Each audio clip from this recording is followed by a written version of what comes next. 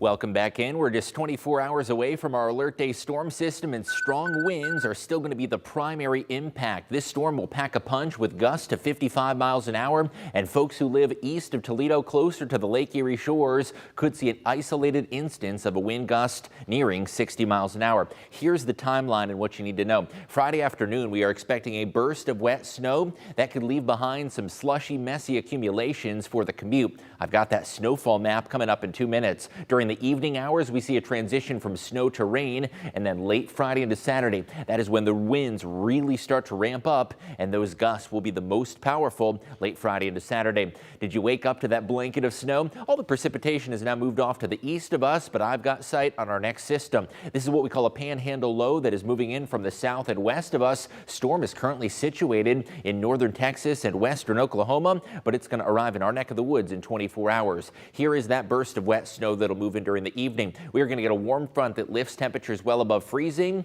and causes us to slide to predominantly rain. Into Saturday, on the back edge of that system, a harsh cold breeze will develop. Let's zoom in closer to home and hone in on that timing. Again, a burst of snow is going to be possible late afternoon and evening, but it is going to quickly transition to all rain. If you're thinking high school basketball games, it is going to be wet and soggy, and some of that rain may contribute to melting snow. Now, overnight, we are going to see a transition back to blue, and that means we're going to see some snow showers, a harsh cold wind, and that wind is going to be the big story for your Saturday. So how much snow to expect? It's going to be a sharp cutoff, and that cutoff is going to occur right to the northwest of the metro. Most folks in the Toledo area are going to see an inch to 2 of snow accumulation north and west. We're talking areas like Lenawee, Fulton County out towards the state line, 2 to 4, and isolated amounts of 4 to 6 inches possible up near Hillsdale. Generally, it's going to be less than 1 inch from Seneca and Wyandotte down towards Crawford counties. Let's talk winds, though. Tomorrow morning, not going to be too bad,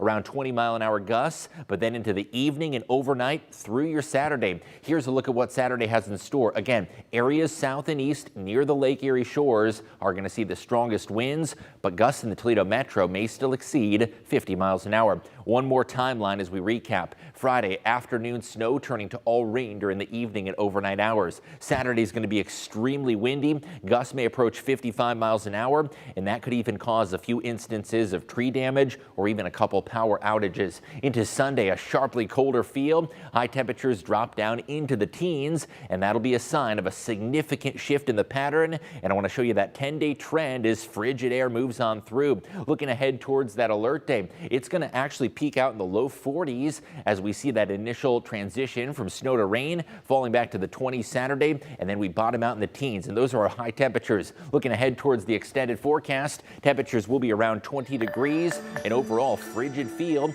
Our normal high for this time in January is in the mid-30s, and we are going to be sharply below that through the mid to latter half of the month. Tatiana, Dan?